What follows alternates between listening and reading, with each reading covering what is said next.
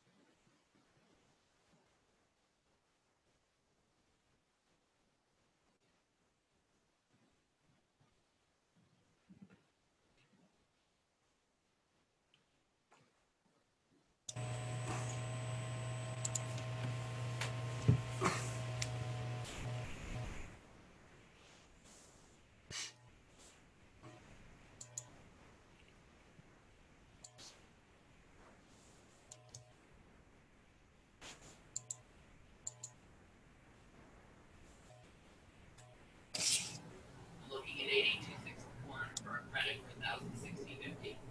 Now my back first March 22nd is left posted on the 30th. And that would be the that's the offset for this, right? But we didn't send this to we sent on the 27th.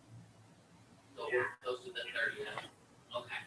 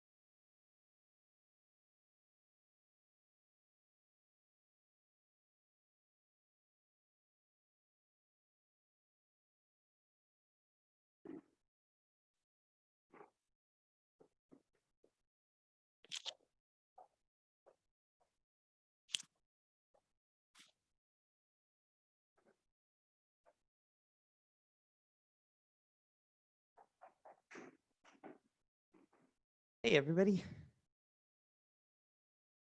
Hello, hello. How's it going? Hey there. Hello. All is well. All Hola. is well. Hi.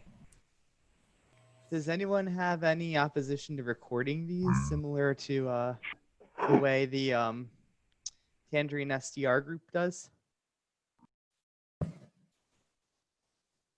Fine with me. Yeah, fine with me. Okay with me. Okay. I'm good. I guess we'll record them then.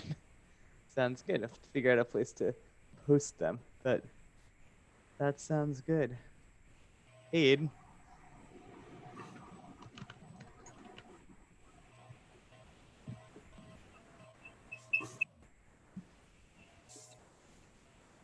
Well, let's see. I guess we will start with the top of the list. First of all, hi everyone. Good to see everyone again. I hope everyone's doing well. I think I'll start by asking, is there anyone who has anything specific they want to talk about today?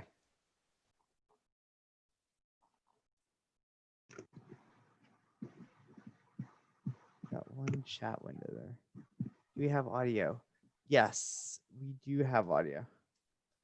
Hi, Christina. Yes, we do have audio. It looks like Christina's having a little audio trouble.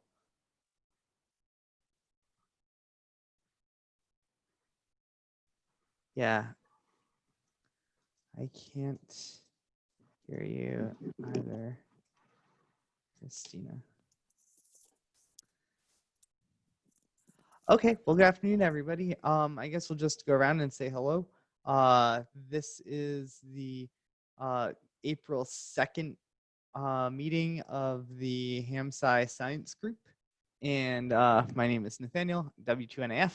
And let's see, this week I've just been continuing to work on classes. We're now doing remote teaching here at the University of Scranton and trying to get things together. We had a really good HamSCI workshop about 2 weeks ago, and I'm still going off of things from that. So why don't I just go down the list in the order I have them here in the participants. So Aiden, do you want to say hi? Oh, hi everyone. I want to congratulate Nathaniel and everyone on the workshop. That was really fun. And it was great to spend the entire weekend. I really felt like I was almost going somewhere for that amount of time. And that was a good time. We've been doing remote classes, well, not here, but at Case Western, I guess for a couple weeks now. My parents reminded me that I'm home for almost a month in a couple of days, and trying to get back into things. So trying to manage all the work from home is a bit more difficult than I realized, but we're managing. Sounds good, Aiden. Yeah, it is a little tricky working from home, but we're managing as well. Okay. Next, Bill, AB4EJ, go ahead. Hello. Sorry, I don't have a webcam. I've ordered one, but I don't have it. I'm Bill Engelkey, AB4EJ. I'm with the University of Alabama, and my role in this is, at least for phase one, developing a lot of the software that will be used for runs in the single board computer, and also we've got a team here as part of the UA computer science department that is developing a central control system into which Tangerine SDRs will connect to upload data, and allows everybody to have an account so we can identify people with data, very much like the way SatNogs work. Okay, back to you, Nathan. Thanks a lot, Bill. Carl, K9LA.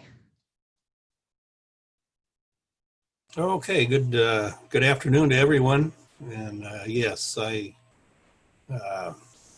reiterate what Aiden said about your work here with the workshop. Thank you very much. It's a really nice day today. It's about 60, and wow, we should be out doing some lawn work, I guess. But this is more fun, I gotta admit. That's about it. Thanks, Carl. And Carl, you sent me some emails. Do you have some updates on the Doppler shift project? Well, okay, I'm still unmuted. That's good. What I did was sent you and Steve. I don't think he's here yet.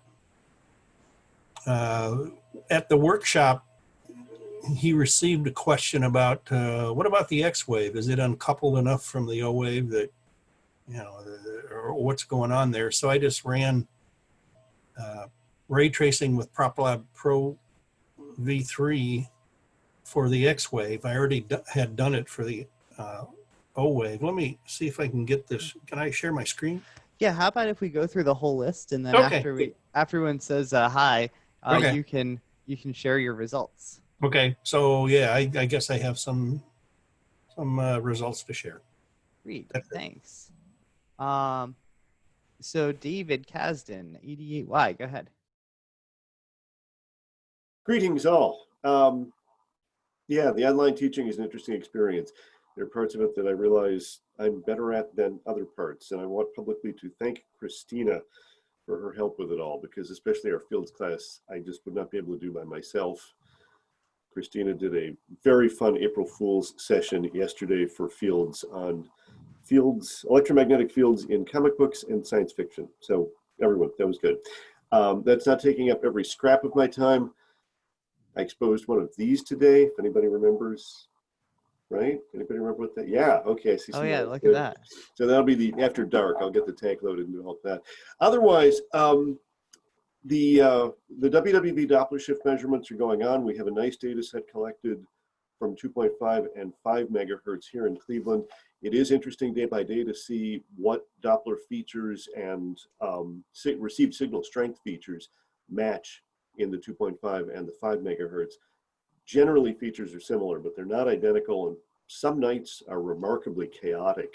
We've had a few recently that I did send to Nathaniel and to Phil. Phil didn't have anything sage to say about interesting events he had measured those nights.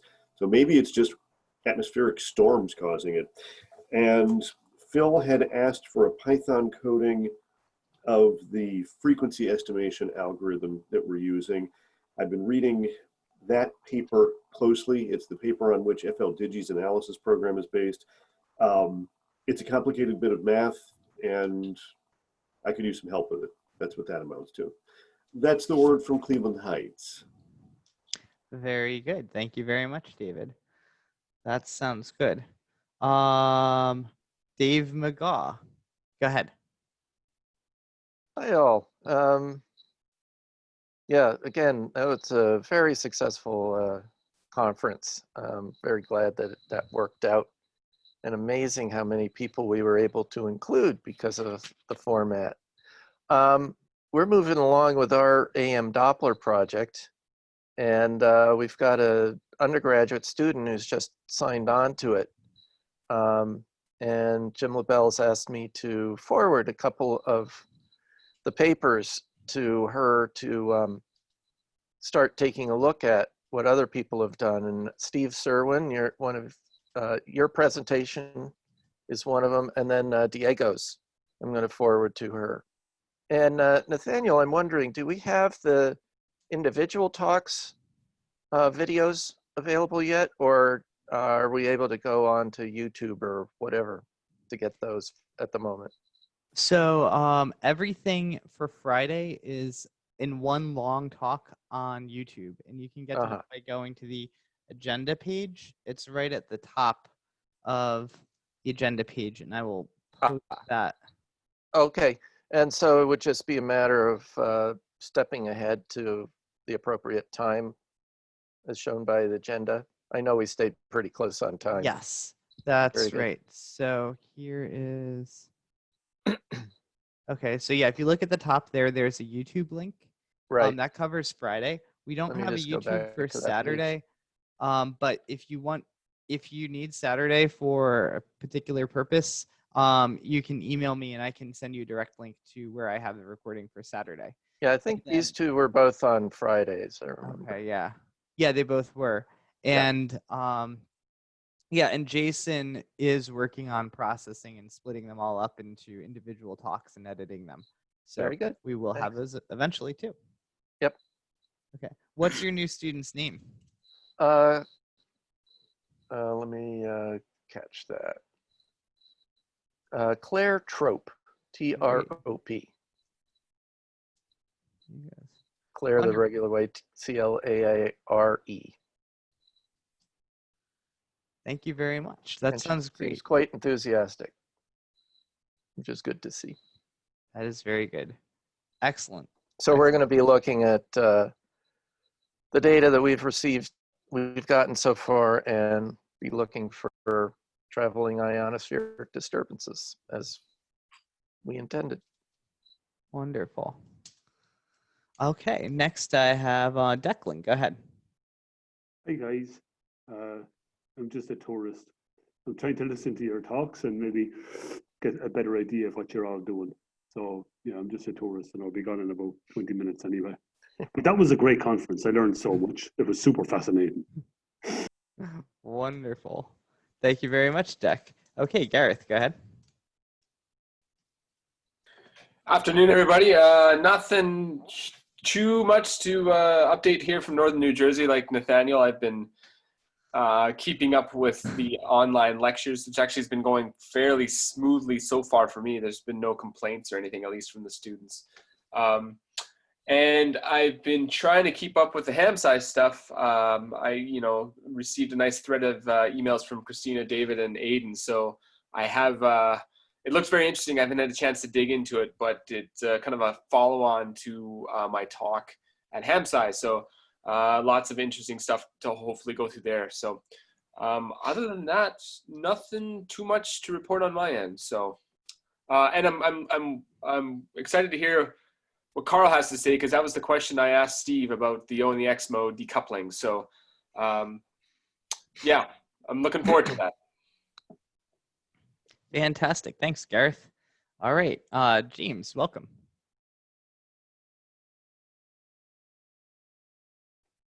James French, are you there? All right. We can come back to you if you want, James. It's WAISS. He never did unmute. No. I can try and muting him. Oh, he says no microphone today. All right. Well, thanks for listening in, James. Glad to have you on board. Go ahead, John, any OBJ? There we go. Well, I guess I might as well show my ugly mug here. Bah! Been working on the, yeah, take it easy, David. Take a deep breath. It's getting fuzzy. I haven't tried this for 33 years, and I figured this is the time to try it. So I'm working on the block diagram for the low-cost receiver. I've got some questions about the price point, because if I have to include the GPS and the other stuff, I'm already blown out of the water. So I need to discuss that. I'm putting together a block diagram. I'm including the magnetometer as well as a temperature sensor. And I guess I have some questions about that. Probably for Scotty as to what they're doing with theirs. So we'll get offline with him, but we'll have to figure out who we need to talk to about that. So, but we're making progress. That sounds good. I wonder if it's still possible to have a stable enough oscillator without the GPSDO to see the TIDs the way we need to. And maybe David McGaw might have some ideas on that. I know there's a MEMS oscillator that has extremely low jitter, but it has a temperature sensitivity, as you can see. Because you need something better than 10 to the minus 9th or 10 to the minus 10th for the measurements we're making. And I've been demonstrating with the Bodnar one, we're about 10 to the minus 11th. And that's sort of the accuracy we need to see the 0.01 hertz shift. So. Okay. Yeah, the Bodnar one has just a TCXO and it's not ovenized, as I've discussed with him. He did that for cost reasons. So you've got the stability as long as you see satellites, but if it goes into holdover, it wouldn't be quite good enough. Ovenized is probably, a good ovenized oscillator probably holds well enough to that's the Bodnar one. Yep. And it's a little out of focus. Put it back a little bit. And this on the right is the actual oven. If you look on the back side, they cut it out Right. to try and give it a temperature isolation. But I don't know that it is actually an oven. I think it's just temperature it's isolation. just for temperature isolation. Yeah, he's not ovenizing anything. So, Right. but it is stable if you keep it in a stable environment. So, Yeah. Your room is your oven. yep. Great. Well, thank you very much. So yeah, we can talk about the price point some more. Christina, KD8OXT, go ahead.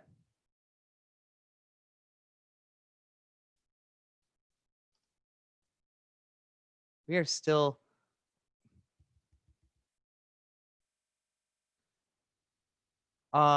You can also call in with the cell phone if you're having trouble with your computer's audio. How's this? That's much better. All right, cool. Yeah, it's for what it's worth, in case anybody runs into this same issue, apparently Zoom gets confused if you have hardware connected on a Zoom call and then you do another Zoom call without it. So there's a pull up next to the audio and video controls in the corner that lets you change which microphone and which speaker it's assigned to. That's the issue I was having. Okay, so David has the news from one end of Cleveland Heights. I have the news from not even the other end of Cleveland Heights. We're like 3 blocks apart. But we've been working around here on setting up some sort of prototype stations for the frequency analysis network project that we talked about. Aiden has been working on software to automate the Zenodo uploads, which is excellent. I'm looking forward to getting a radio and things set up here and playing around with that. I probably am going to need to talk to you, John, offline at some point about setting up a Raspberry Pi for it. So that's humming along. And then the other thing that I've been working on this week is a draft article for EOS, which is the magazine for the American Geophysical Union, about stuff that we're doing. So that's been some time. And then other than that, I'm just dealing with committee things and kind of pushing various projects forward. So that's what I'm up to. Sounds great, Christina. Thanks. And now we have Mike, AA8K. Go ahead.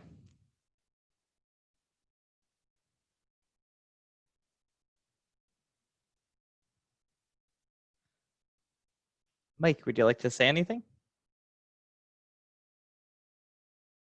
He doesn't have a also microphone. has no microphone. All right, Mike. Well, glad you're listening. Scotty, WA2DFI.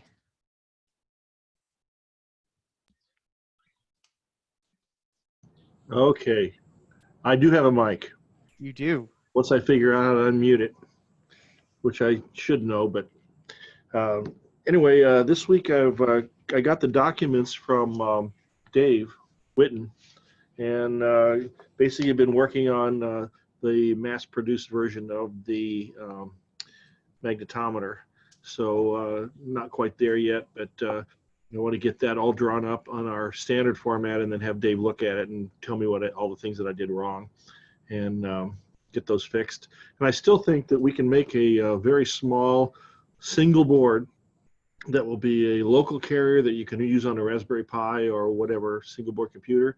And we can also use the exact same board populated with an I2C extender and strapped to be either local or remote. So we can basically build one board that does all and make it significantly smaller than what Dave did, because he was doing prototyping and we're going to do a production run. So we're going to crunch everything down into a small size. So that's kind of where I'm at now. I'm thinking probably by the end of the weekend, I'll have that under control. That sounds really good, Scotty. Did you see my email between you, Dave, and Yeoman? I did. Yeah. Kind of what prompted me to get on here, because I saw the email first about the conference call, and then I saw that right away. So he thinks he can use some number of them like that. Well, I think Yeoman really wants to do some additional testing. And so he's a little concerned about doing a run right away. However, as I said, I could see, both sides of things. I could see, doing a run to get, basically to get a prototype, because we're still going to be, this is a small run, right? So we're going to be testing this to see if this actually meets the standards, right? Well, yeah, and I don't know how much time he wants to do his evaluation, but basically, since we're using the off-the-shelf board, Yeah. I think the probability of problems is very low. Basically, if you can communicate with the board, then it works. Yeah. And that's really all we're testing, because the board itself works, Yeah. because it's provided already pre-built by the manufacturer. So the board we'd be building would be the baseboard. So that would mean that we really wouldn't have to buy a whole bunch of magnetometers if we didn't want to. I mean, we'd buy them as needed to go on our baseboards, and we'd build like 50 baseboards, and those will be very inexpensive because the magnetometer, of course, is the most expensive piece, right? Right. Yeah, I think that sounds fine to me. I think before we actually press the button on ordering these things, it'd be nice to just have Hyomin on the call too, and just talk about just make sure we have a good plan for testing, and make sure he's on board with everything too. Yeah, I agree, and I wanted to run it by Dave too, because he's done a ton of work on this, and Yeah. he really knows what's going on, and I don't want to make any mistakes. He's the expert right now. I'm just the productizer. Yeah, so that's why I think it might be good if we started this group email between you, Dave, and me, and Hyomin, and maybe we continue that on, and Hyomin's supposed to be on the Tangerine SDR call this coming Monday night, so we can all plan on talking about it then. And if that doesn't work, we could set up another Zoom call between all of us and just make sure we're all on the same page. Okay, sounds good. Yeah, sounds great. Ward Silver, N0AX. Okay, unmute. And here I am. I'm having a bad hair day, so whatever. Hi all. No cat today. I have, yeah, there you go. Yeah, whoa. Yeah, the HamSCI conference was a big hit. Leading the bleeding edge, as Tom Lehrer said. So this is good. I expect more of these things to occur like this. I'm in a bunch of different groups, and they're all contemplating online conferences or whatever. And assuming Zoom doesn't collapse entirely by the midsummer, we'll probably see quite a few of these. I have associates in the computer security world, and they're pretty confident that the backbone is stable, but a lot of these auxiliary services like Zoom and WebEx and stuff are not prepared for this incredible surge in users, and they're keeping it together, but if they can keep it together, we can keep doing this. Hopefully won't be a problem. So try to have backup, try to have 2 or 3 different numbers or web addresses for access to Zoom. I've heard reports of people trying to join a Zoom meeting by phone and having to call before they finally find a time slot in the digital stream to get on. So anyway, this was a big hit. Nathaniel, Christina, David, really well done, really well done. Let's see, this is kind of for Carl, perhaps. The HamSCI group is pretty quiet unless there's an event of some sort, or somebody mentions something going on with the personal space weather station. We've talked about it, having a few more items just to keep the interest level up. And I was wondering if we could do, we meaning me and somebody else, app note style one-pagers about something interesting or something that's solidified, like the little I2C extender. Not too many people know that there is such a thing. So if it can be written up in 2 or 3 paragraphs, do you have a chip that does something with I2C, but you're wondering how to place it farther away from the host than I2C lets you? There are these cool little things called extenders. Here's where you can find out about them. Here's what one looks like. Here's where you're using it. Thank you and goodbye. Mm-hmm. That's the just, you can rely on the links for the interested reader to go find, but that's the kind of thing that keeps people coming back and engaged in the HamSCI without feeling like they have to really get involved with a big project or something. And K9LA, everybody's favorite propagation expert out there, same thing, little propagation notes. If you could retrieve some of your old world radio stuff, if you still own the rights to it, and throw that out there, I think just dropping a propagation thing once a month or something like that onto the HamSCI world would be interesting. And the more obscure, the better. That's what we're about. So, and I'll be glad to, if you send things to me, and they're good, I'll be glad to put them on the website and the blog. So Yeah, I agree. I can be very obscure. Okay. That's great. There you go. Wrong path, right? Wrong path propagation? Wrong path Wrong propagation, path, yeah. that's right. Where it goes where you didn't expect it. And Becky, QST, Becky Schoenfeld, editor of QST, and Kai Siwiak are both interested in getting technical material. Been talking with Christina about that. But Kai wants, for QEX, just to reiterate, QEX is going to become part of the digital QST here in the next month or two. And so all of a sudden readership of this serious technical material it'll go up by a factor of about 200. So that's a good thing.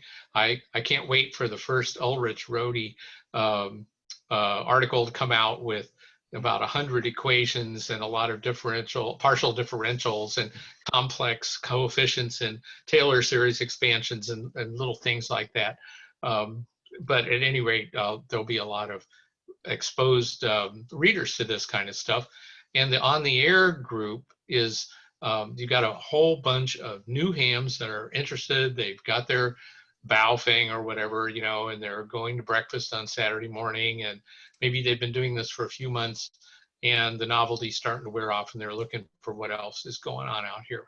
So little things that can be repurposed into very simple, here's how to listen to some cool propagation, or here's how to maybe measure something, or here's what we're doing, here's what the aurora means.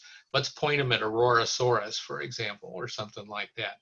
I think people are hungry for this kind of stuff, and we're all stuck at home. So, why don't we take advantage of this? No crisis should go to waste. So cat videos and HamSCI, what's not to like? So that's where I'm at today. Back to Ned. Thank you very much, Ward. I think those are all very good points. Okay, Steve Serwin, what do you have for us? Well, howdy.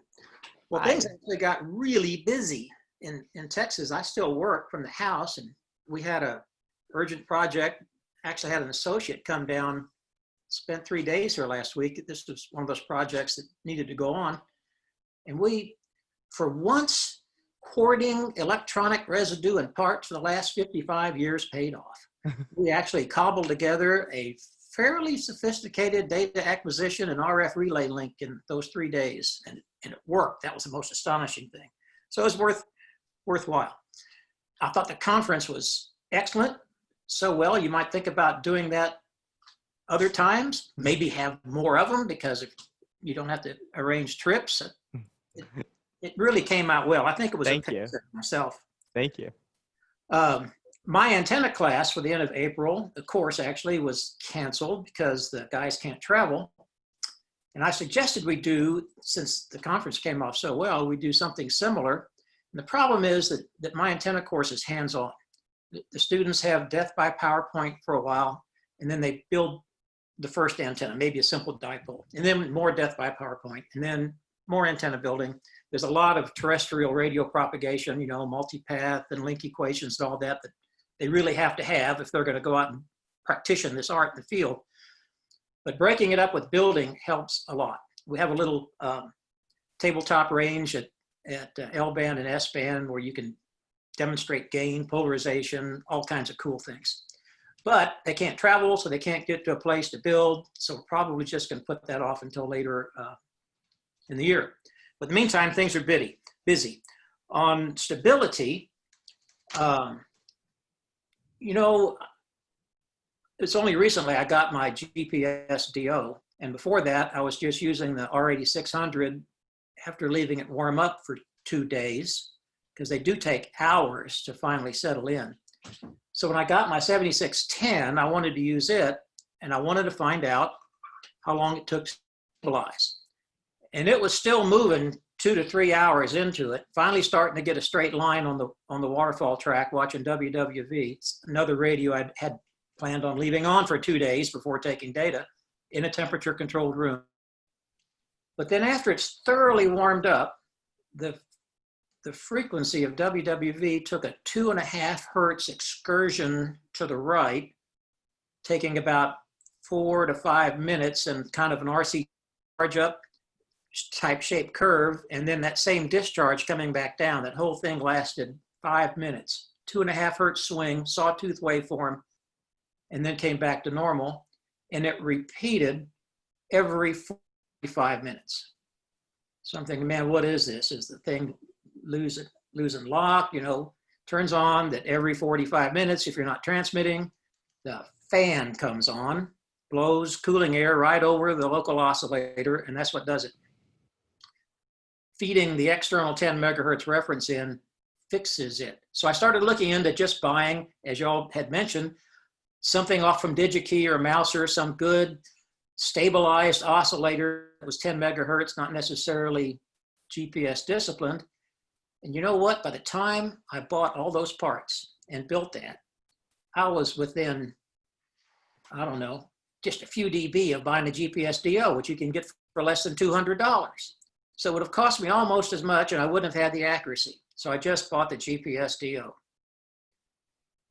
As far as other little oscillators, we build a lot of little tiny transmitters and use some of these VHF, they're SAW oscillators. They're bad. You put something out at VHF and take a critical look at the frequency, you can tell when they walk from the air conditioning building out into the hot day in the middle of summer, get into their car, you know when they turn their air conditioner on, you know when they stopped and opened their door. I mean, you can tell all this by watching the frequency. It moves that quick and it moves hertz.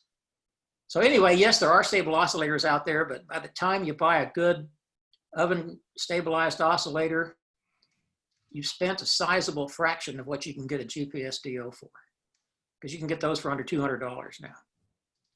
So anyway, that's all the news fit to print from here. Thanks a lot. That's very interesting. So the GPS DO you're saying is definitely the way to go for cost effectiveness. It was for me. I think 176 is what you can get one for from Amazon now. And some of those stabilized oscillators are $50, $60, $70. It's just for the part.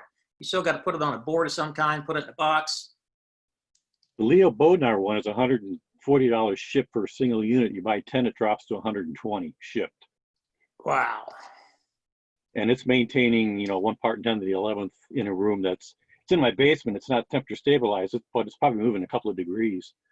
And I can measure 1 megahertz to 12 decimal places and I don't see it move. And that's a programmable unit. Yes. Yes. In both frequency and amplitude. Yeah, I wanted to talk to Scotty about what they're heading for with the GPS discipline for the tangerines, but I will take that offline with him. I don't want. The one thing I'll warn people about the Bodnar unit is it does not have a pulse per second. So if you're looking for a pulse per second, get a different unit. That's basically what's going to blow us out of the water for using it. Yep. Great. Okay, everyone. Adding one item to that, I bought a Jackson Labs GPS DO. It's a tiny circuit board that I use to put my older Kenwood transceiver under frequency discipline for the WWV monitoring. It was cheap, it's tiny, it works fine. So if anybody wants details on that, let me know. But Jackson Labs in Las Vegas. So, How much John, is do you have that any one? specific? Oh, sorry. Go ahead. I was just wondering, how much is that one? you know, it's been a year. I think I spent $80 on that one. And while we're talking, I will look up the model that I bought. Okay. Yeah, if you Yeah, could toss a Jackson's link to Labs that is in a the good chat. source. I thought it was $40, but that might be remembering it wrong. Dave, It wasn't that expensive. Anyway, Very interesting. Well, I think so in a minute, let's have Carl talk about the X and the O mode waves. And then David, do you want to show some of those results that you've found, that you've collected recently? Is that a David me? Yes, it's a David you, David Kasdan. That one. Let me, Christina, do you have any of those graphics available? They're not on this computer, but I can try to find some quickly. I think I might have the emails, but I don't know that I have much more than that at the Well, moment. I will have a look. talking, I'll fuss. And Nathaniel, I'd like a little bit of time to talk with the group about Coherent Cw. See if people feel that's worth pursuing. Well, why don't we hear from Carl first, and then we'll hear about Coherent CW after that. Great. Go ahead, Carl. Yeah, we tried to unmute the wrong microphone here. Oh, well. Okay, let me, I'll share the screen, and I got interested in what Steve was doing and tried to understand basically what was going on using PropLab Pro V3, which is a three-dimensional ray tracing program, takes into account the Earth's magnetic field and also electron neutral collisions, which determine ionospheric absorption, and it also impacts the index of refraction if you're down low enough in frequency. So at the HamSCI meeting, the question about what about the X wave on the path from WWV to, let's see, there we go, share screen, to host disabled participant screen sharing. Oh, well, we have to fix that. Yeah. There you go. Try it now. Okay. There we go. Yeah. Let's see where to go. Right there. Share. Okay. Well, since Ward didn't show his cat, we'll show our cat. That's a good definition of sleeping. Okay. He's that's Tiger. He's flat on his back, laying in the sun, stay nice and warm. Okay. Let's get on to the real stuff, I guess. Let's see. So what I did is looked at, did ray traces for WWV to WA5 FRF in Texas. On the left is the red O wave. On the right is green, the X wave. Now when we transmit and our RF enters the ionosphere, it couples into the X wave and the O wave. And how much couples in depends on your antenna polarization before it enters the ionosphere, which is constant from the antenna, and the state of the ionosphere. You can see there's a difference between the X wave and the O wave. It's not too great, but as we approach the electron gyro frequency, which is around 1.4 megahertz nowadays between WWV and WA5 FRF, the X wave begins taking a more different path, and it incurs more absorption too. So that's what that little table on the bottom is just looking at the O wave and the X wave for various modes that existed at 1430 UTC on January 29th, 2020 from WWV to WA5 FRF. And one of the things that stands out is you look at the absorption columns for both the O wave and the X wave. And the O wave, we're starting to see the fact that 5 megahertz is getting close to the electron gyro frequency, enough to see that the X wave is more attenuated, and it's about 2 S units. So that kind of says we can probably ignore the X wave at 5 megahertz. Down at 2.5 megahertz, it's probably even more. So probably the X wave can be ignored down at 2.5 megahertz also. It's interesting, there are a lot of modes there. And probably the next step would be to look at what antenna Steve had I'm not sure what it is. Of course, I know what it is at WWV. It's all on the web. To see, you know, that like the 1E mode is very low angle, so probably it's out of the picture, even the O wave, because it's, you know, the antenna gain down at 5.3 degrees is probably pretty low at 5 megahertz. But it's interesting to look at all this, and hopefully it'll maybe help explain what's going on. I am having a little problem with PropLab Pro V3. It should have all the polarization data in it and everything, but I still haven't found out where it is. There's a detailed printout, but it's not understandable to me, the format it's in, so I'm not sure what it is. I sent an email to Kerry Oler at Solar Terrestrial Dispatch and have not heard a thing. That's the second email on another subject, or at least on a second subject that I've not heard back, so I'm not too encouraged that I'll ever receive anything back. So that's about all I've done. Like I said, I should look at antenna gains. I also should look at polarization. When the O wave and the X wave exit the ionosphere on the WA5 FRF end, be interesting to see what the polarization is and how that couples into the antenna that Steve is using. Now, another, Ward mentioned short little papers. I did another short little paper for Diego. I don't think he's on here today, but Diego's looking at No, I'm here. TIDs. Oh, he's here? Okay, good. He's looking at TIDs by using the RBN and WhisperNet. That's pretty interesting stuff, and he showed some ionoson data that showed that, yeah, it kind of looks like there might be some TIDs going on in the ionosphere, which kind of confirms that he can detect TIDs with the RBN and the WhisperNet. So that's pretty good. As a practical manifestation of a TID, back in February 2001, a bunch of us went to Damascus, Syria, and operated YK9A. That was at the maximum of solar cycle 23, so we had very good propagation on 10 meters. And I can remember one day I was on 10 meter sideband working in North America. And I'd work North America for a couple minutes, then they'd disappear. Then they'd come back a couple minutes later, and I'd work a bunch of them for a couple minutes, and then they'd disappear again. So what I did is looked at the Rome ionosonde. Unfortunately, that's the only one I could get 5-minute data in the general area, and it's certainly not along the Syria to North America path, but it's the best we could do. And it did show that, yeah, looks like there might have been some TIDs going on at that time, and that could explain why the MUF was going up and down as I was trying to work North America. So that's it. That's all I have, Nathaniel. Yep, that's it for me. Well, that sounds very good, Carl. Thanks for doing that analysis. Yep. Carl, I'll do a quick model on my antenna and send you the patterns on EasyNet oriented geographically correctly.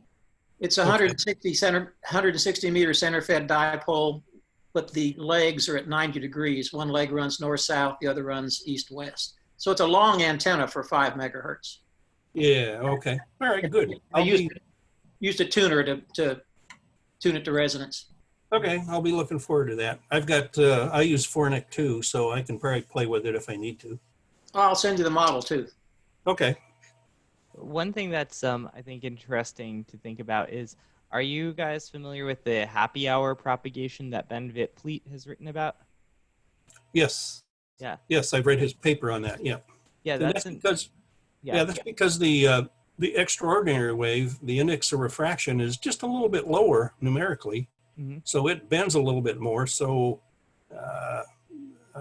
it still propagates when the O wave goes away. So that's pretty interesting. Yeah, and that also might be a good way to test out some of these things. Yep. To separate out the X and the O mode wave to see how things behave at that happy hour. Yep. And Aiden Montari asks, can we have a definition of O mode, of O waves and X waves? A definition. Well, That's so Yeah. so Aiden, so the O mode wave is what we call the ordinary wave, Right. and the X mode wave is the extraordinary wave. Yeah, And it now comes from What's that? optics, kind of. So, and they're the two-way characteristic waves that propagate through the ionosphere. And our job as amateurs, at least in trying to work a DX station, is to put the most energy at the azimuth, the elevation angle, and the polarization that gets the strongest signal to the other side of the Earth or wherever it's going. Up at 10 meters, 28 megahertz, the X wave and the O wave are circular, but they rotate in opposite directions. As you get closer to the electron gyro frequency, like I said, which is over North America is 1.3, 1.5 megahertz, the polarization can turn into a very thin ellipse, which is kind of like linear polarization. And it turns out that the major axis of the O wave is parallel to the magnetic field, and the major axis of the X wave polarization ellipse is orthogonal to the magnetic field. Mm-hmm. I'm not sure that answers his question, but well, I think maybe a good way to help him out is to say that when you have a radio wave just propagating through free space or through a non-plasma, the neutral atmosphere, you only have a single wave. Right. You just have the ordinary wave. Yep. Right? Now, Right. once that radio wave propagates into a magnetized plasma, and that's what the ionosphere is, you have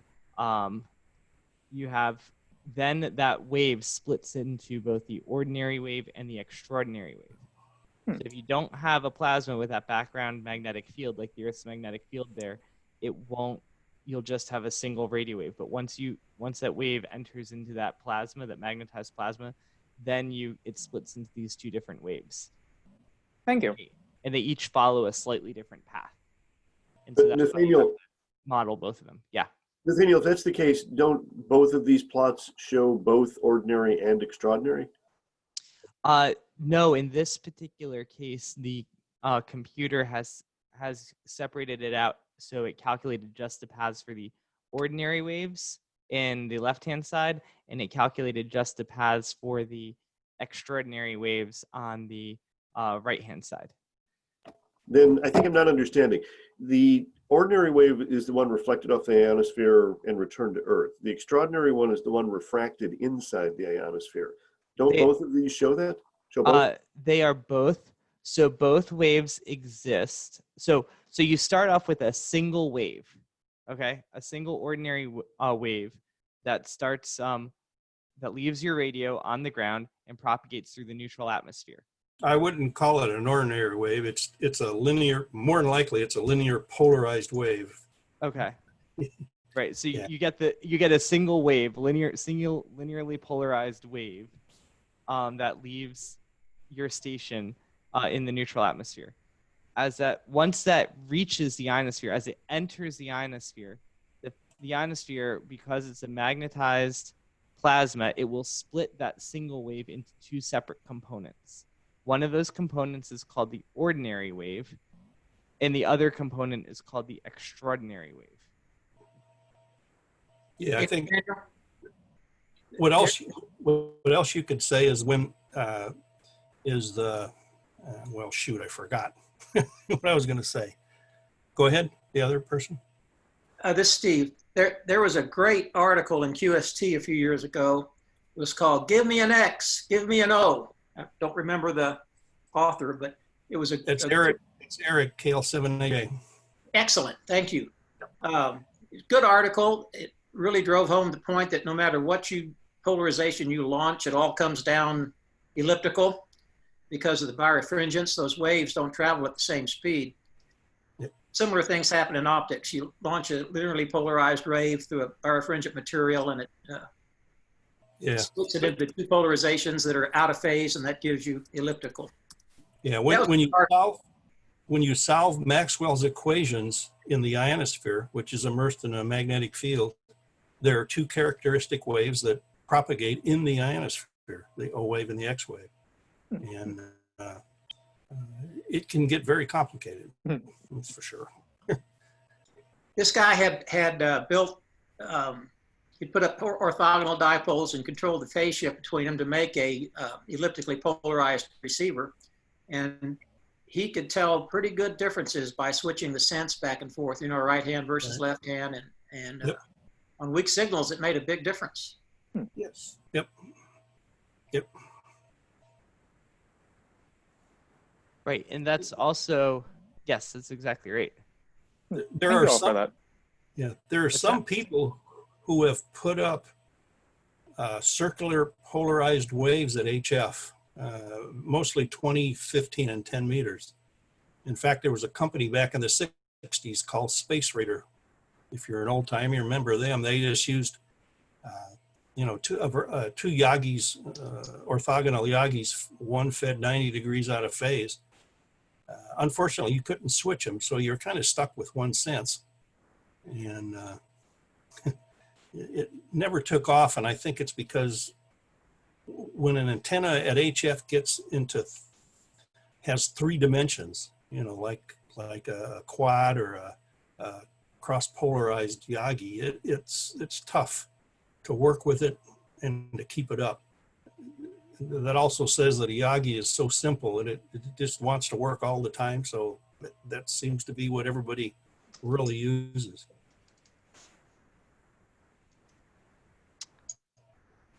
Great. Any other questions or discussions there?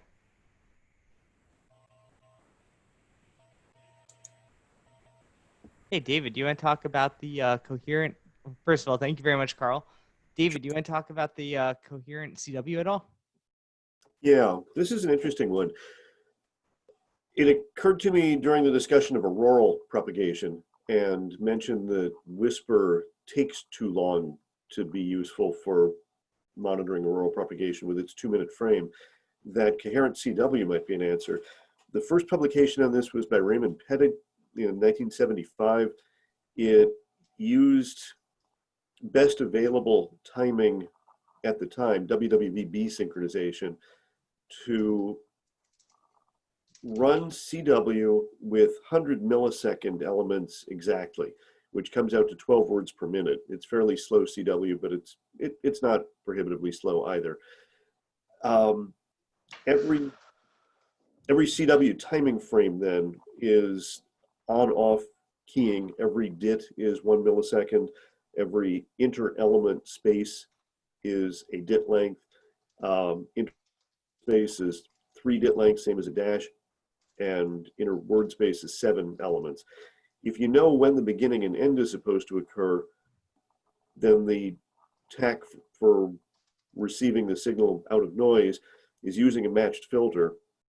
All that amounts to here is an envelope detector that averages signal over the element timing and makes a decision whether what's being received is noise or element, whether the total integrated energy is above threshold.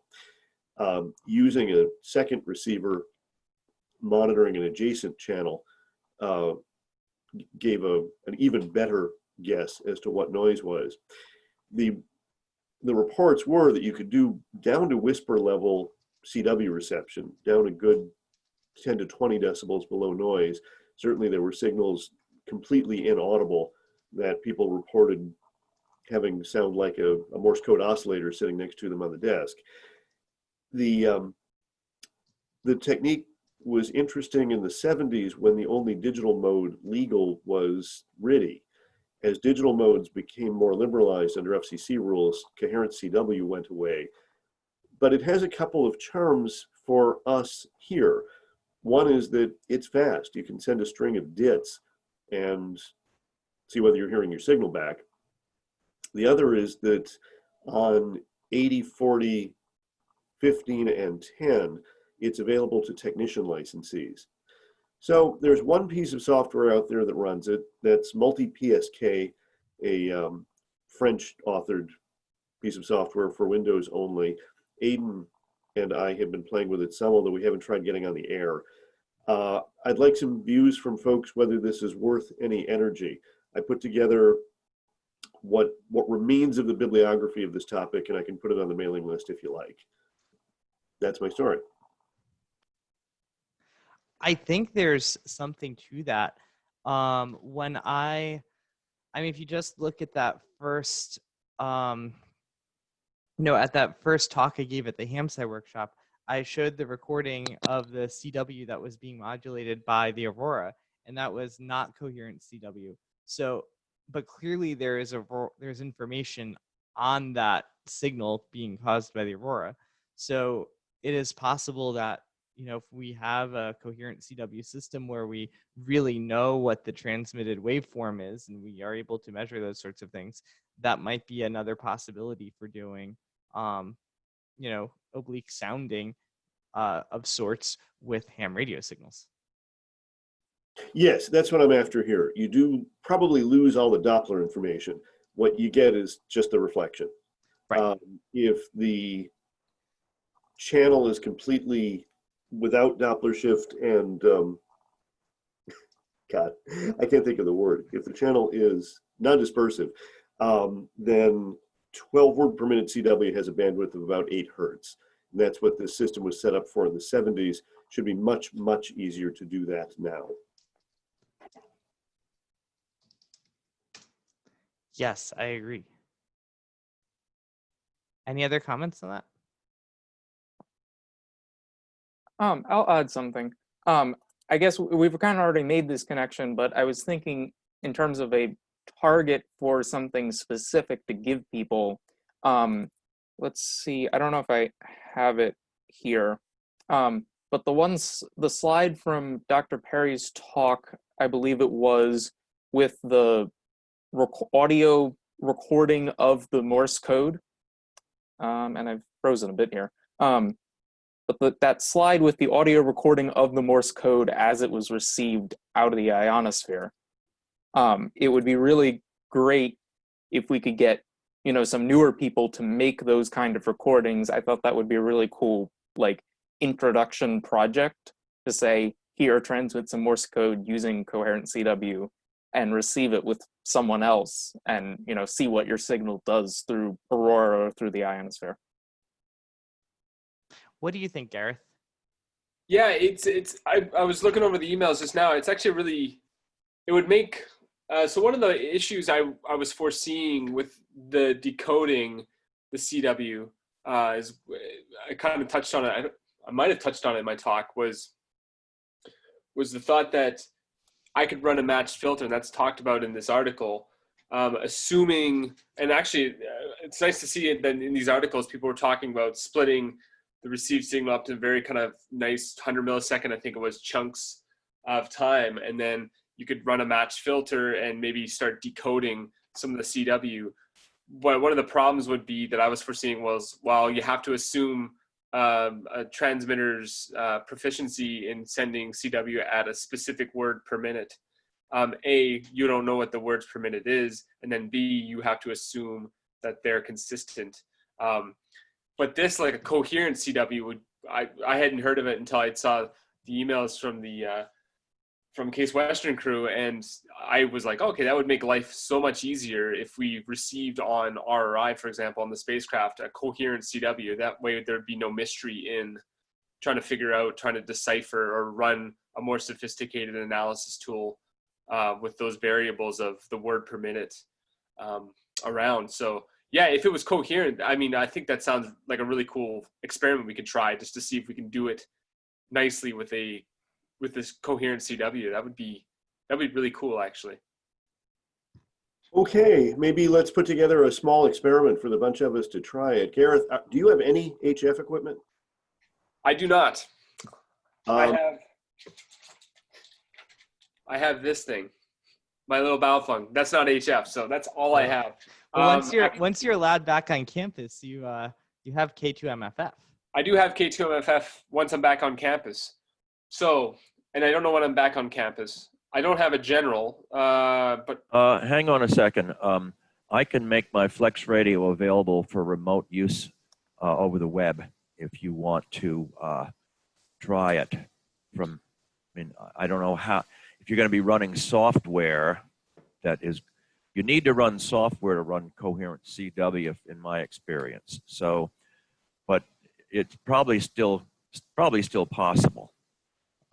What I you can do send you is, CW from Texas anytime you want to, but I'm a little fuzzy on what coherent CW means. To me, it means that your receiver has phase locked its LO to the signal coming in so that there's zero frequency difference. Is that what that means?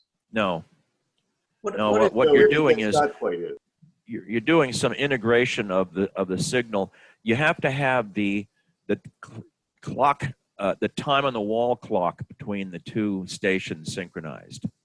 So your keying is on specific time boundaries, you're saying? Yeah. So I see. That really would help things a lot. I've done a lot of CW, and a lot of times I'll copy faster than I can copy in my head by watching a CW decoder, and what I miss, the decoder picks up. What the decoder misses, I pick up. And the one things that none of those can tolerate is a sloppy fist. Yeah. Yeah. Well, you can't. You have to use a computer to generate this signal for it to be accurate enough, because the receiving station is going to basically does the amount of, it integrates the signal over a certain amount of time and decides whether the signal is there based on the amount of energy between 2 points. That would be pretty cool.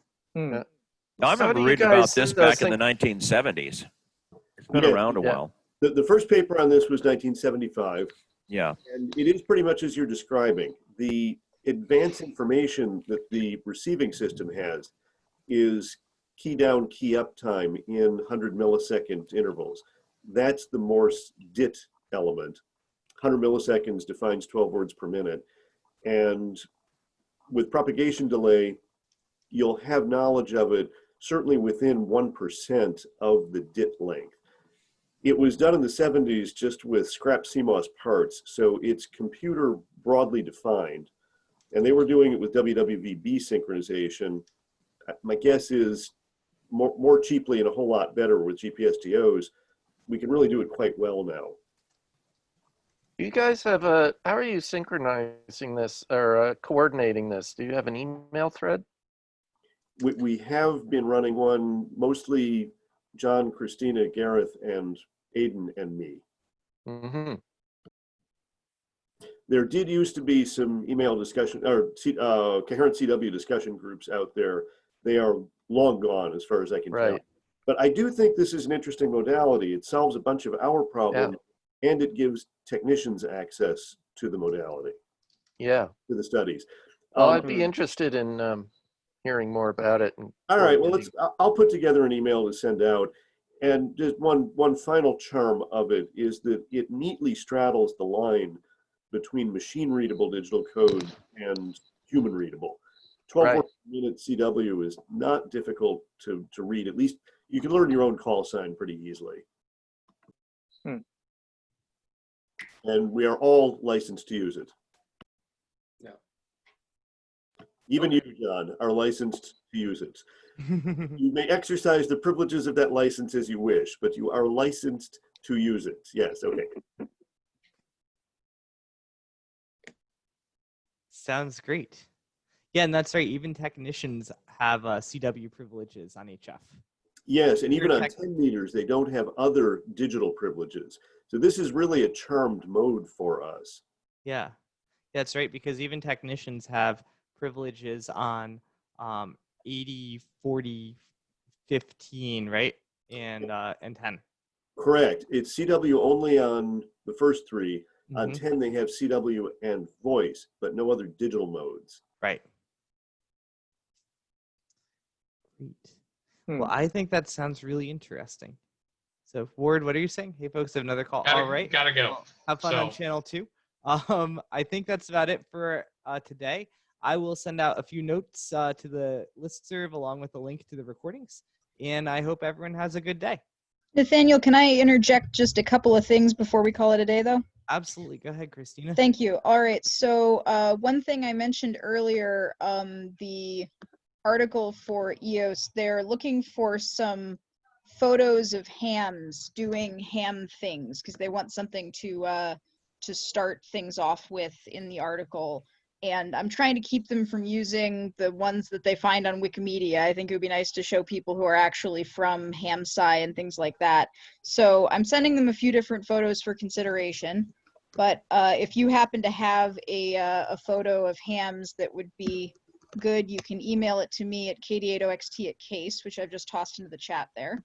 Great. And then the other thing that I wanted to mention is we talked a little bit during the conference about I wanted to put together a map of all of the different HamSCI stations and things. Mm-hmm. And there's a prototype version of that on the Get Involved page. So for those who would like to be added to that, you can also shoot me an email or send me thoughts about things that you'd like to see on there. That was just to get that sort of thing started and help to visualize the different networks we have going. One quick message for us in Ohio: the Governor DeWine at 2 o'clock extended our stay-at-home quarantine till May 1st. So we're going to be locked up for another month. Lots of time I to do think ham we radio, have that though. here too. Mm-hmm. Yeah. Yeah, we're up to May 4th at New Hampshire. Just the time to get into Coherent CW. Yeah. Right. Perfect. Absolutely.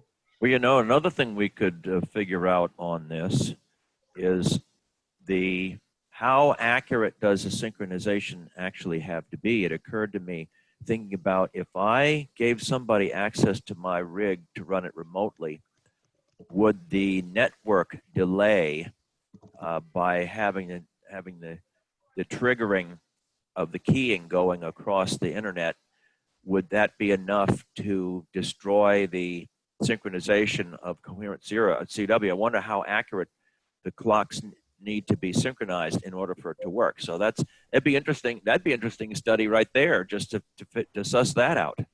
I think it would be enough to destroy the coherency. Yeah.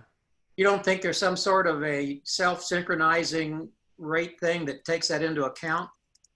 Well, maybe you could synchronize it at the transmitter, but I think if you're going to insert the internet in between the key down and the time the transmitter goes on, I don't think it'll work. You can account for the delay, but the non-deterministic issue of the internet is what's going to bite you. Right. You could do it though. You're looking for edge coincidence. True. I mean, if you just ran for example, the 100 millisecond clock, like David mentioned, and just look for the drifting of, so the edges are going to line up, right?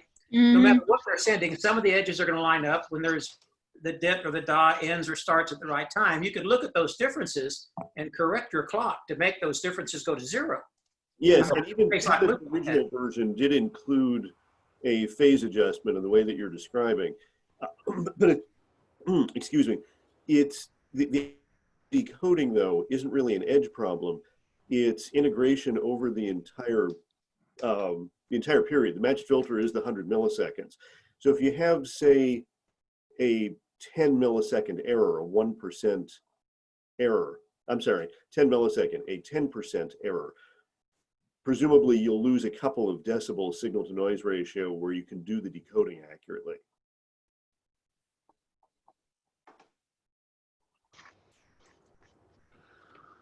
I wonder though,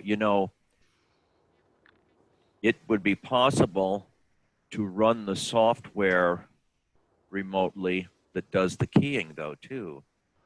So you could synchronize the software at the transmitter. So basically then you just do a request to key down, and then the transmitter keys down on the next increment of time that's lined up. Mm-hmm. Yeah, there's some ways you could deal with that, I think. Yeah, I think a lot of it would just make sure that you're processing it correctly on the radio side of things, right? Yeah, if you queued it up and had it being transmitted on the transmit side on the correct time signature, I think you'd be fine. Let's make it work on HF and then go to VHF off the Aurora, like David's talking about. Yeah, really, I think that's the approach here. Figure that you have relatively small delays in HF. In terms of the 100 millisecond elements, the path delay on HF is going to be a small fraction. So you don't have to worry about the phasing if you're doing the whole thing with GPSDOs. Get that work, try it on VHF. And I don't think there have been any VHF attempts on this. I have not found any reports of using it for auroral scatter or meteor scatter. You might have to build an interface for the stuff coming off the aurora, because it's basically just a hiss turning on and off. If you could convert that to an envelope of some kind, it would make the task easier. I mean, a tone coming on and off is, a constant frequency tone is easy to detect, right? But here you've got a broadband hiss that turns on and off. Well, it's a different problem. This might be useful for propagation. I don't think it's going to be useful for finding the naturally occurring emissions from the aurora. Oh, no. I agree.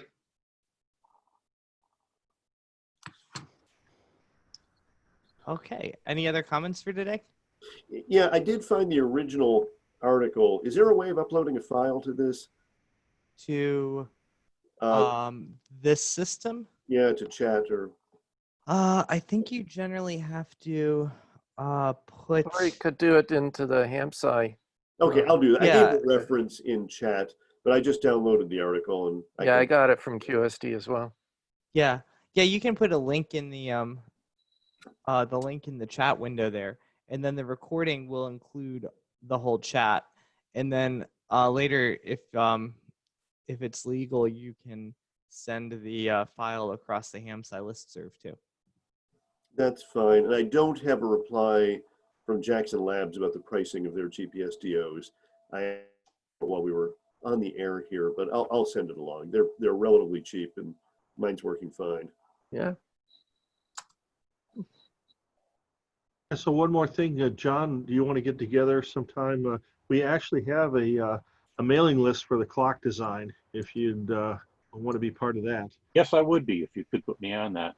Okay, so far there hasn't been much traffic, but I think that's about to change because I want to make sure that we get all of the capabilities that you need rolled into it. Yeah. Make sure you can do it. Yeah, I'd like to be on that too, Scotty. I wasn't aware you had a separate email.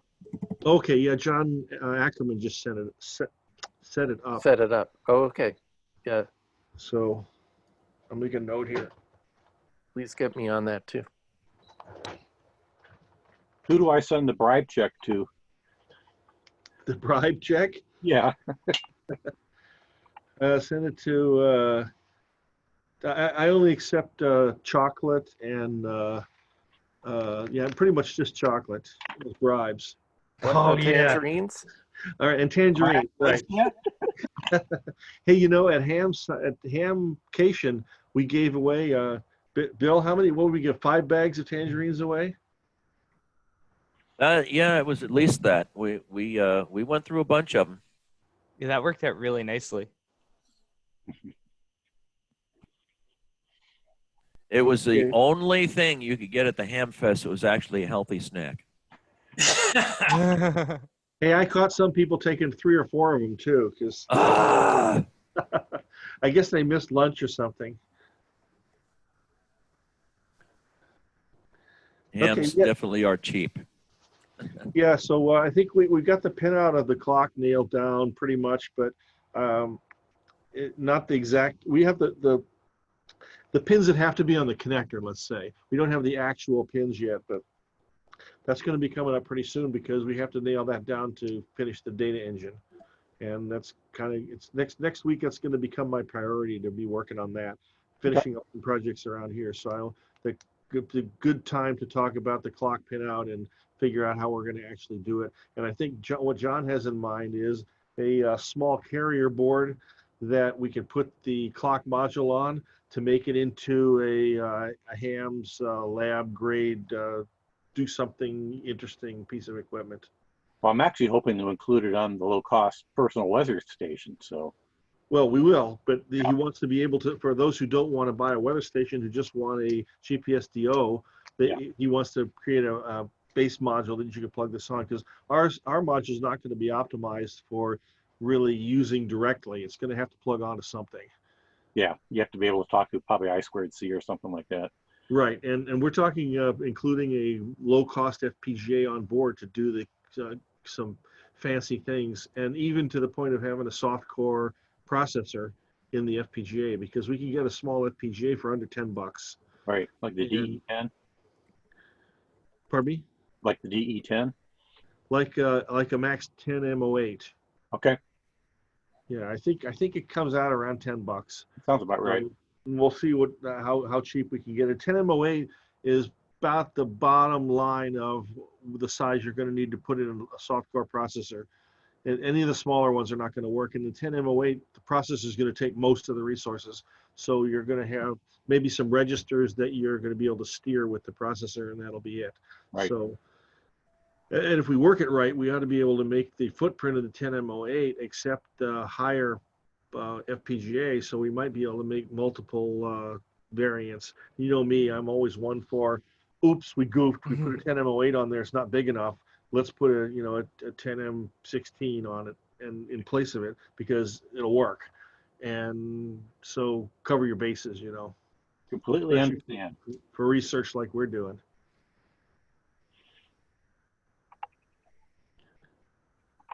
So I'll get with John and get David and you added to the list, and then we can start. Is there any standardization that's been done for the magnetometer yet? Not sure what you mean by standardization. We've just built one. Because from the HamSCI thing, I've got the reference to, it was the P&I's RM3100. Right, that's the module we're going to use. Okay, so if I order one of those, I'll have what I need. Right, and beware, there's a model, there's a PN3100 development board, I guess, that's 20 bucks. And then if you add the 30-cent headers, it's $64. So make sure you order the $20 one, unless you just like giving them money. Oh, okay. And the nearest thing we can tell is the only difference is that it's got two 8-pin headers soldered onto it, and it's 3 times the price. So go figure. We don't know why. Can I be so bold to ask you to send me a link? Oh, sure. That would be Well, very helpful. I'm probably going to order some of those so I have something to develop with. I'll put it up on here if I have just a second to find it. Okay, thank you. Are y'all going to be looking at the actual direction of the magnetic field besides amplitude? Oh, yes, yeah. 3 axes. Very good. A number of decades ago, I had a 3-axis magnetometer project. The idea was to find buried power cables that leaked. Actually, the best signal was 180 hertz, 3 times frequency. And we took this 3-axis magnetometer, put it on a cart, dragged it over the road, and did the trig on the 3 axes and made the cuts. And they all pointed right to where the power cable was. You could get the depth exactly where it was. This was so that you didn't cut it. Now, are you measuring the temperature at the magnetometer as well? Yes. Okay. There's a temperature sensor on the board. Which is the MCP 9808? Yes, the microchip one. Okay. And let's see if I can find the... Because I need to include both of those in my next turn of the board. Yeah, they're both I2C, and we actually include a NXP I2C extender also. So you can place the magnetometer 100 feet away from the whatever computing unit you are going to use, whether it's a Raspberry Pi or a data engine or whatever. Yeah, it'll be a Raspberry Pi, but it sounds like we're headed down the same path here, so we definitely want to collaborate. Yeah, it's called a breakout board. Got it. Yeah. Here, I'll send you the link here. Yeah, $20 for that, 61 for the evaluation board. Yeah, that's the link to the cheap one. Right. What do they call the expensive one? The cheap one's a breakout board. Evaluation board is 61. Okay. No, 64, sorry. The 3100 is what we're using. Yeah. And so if you look at the board, the pictures of the board, it looks exactly the same, except the 2 headers are soldered in. So yeah, I see it. Beats me. Of course, I guess we'll find out when we go try to order 50 RM3100 eval or breakout boards. We'll see what they say. Is that another one of those deals where the connector is phenomenally expensive? I mean, you ran into several of those on the Tangerine. Looks like it's 10th inch hitters. This is like a 30-cent part. This say looks like a 100,000 center bird connector. That's Oh, what they're it going to is. charge us $10 handling here. Well, you know, my CM, they charge me $1 per pin to solder connectors in, so maybe that's what it is. Sounds like I'm in the wrong business. Yeah. Even that's only 14 bucks, so I don't know why it would be $44 more. Yeah, that doesn't make any sense unless it's just harder to handle. Yeah, and I guess if you look at the board, yeah, everything is SMT, but the headers. Right. So, and I guess this is one of the things that we're looking at too, is that we're not really sure what kind of manufacturing techniques you need to use to manufacture that board, and how well aligned do the parts have to be, because they are SMT, so they're not precisely aligned when you reflow the board. So there may be some kind of test fixture jig you have to hold them in the right orientation when you reflow the board. We don't know. So we thought, well, you know what? I think Dave figured this out. If you buy the parts, because you got to buy the part and you got to buy the 3 inductors, and that's $15. Yeah, it's up there, RM3000 up there on the RM3100. You can buy the 3 inductors and the chip for $15.50. Or you buy the board for 20. For $4.50, it's all assembled. Well, I'll take that. Yeah, I wonder if the quad package has a thermal pad under it. Yeah, I don't know that, whether it does or not. If it does, then, you know, good luck assembling that without a hot air. Exactly. That's not something you can hand prototype. Yeah, so I don't know. That's perfect. Yeah, I'll be ordering some of those very quickly here. But I'm interested in your I2C extender too. Well, the theory is that what we're going to do is build a single board that's going to suffice for all 3 uses. The 3 use cases being, I want to have a local board plugged into my Raspberry Pi and collect data. Second use case is I want to have a remote board 100 feet away, but then I'm going to need a local board to plug into my Raspberry Pi that's going to receive the data from the remote board. Right. So and since this is a pluggable module, we'll just put the sockets on it, and then the remote board will have the module on it, and the local board will not. Or in case you want to use the local board only with no extender, then you just plug the module on it, and then you just have to put the proper jumpers on the board to configure it. Works for me.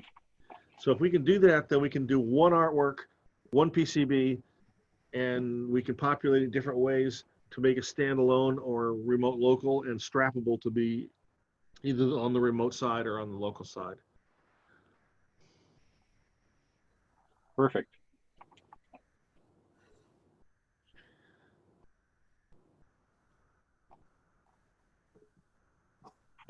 Yeah, so I don't think there's a pad underneath the part, because I just built the electronic version of it for the schematic, and if there's a solderable pad, I have to have a pin on the part for it, and I did not put one on there, so I'm going to check that anyway to make sure.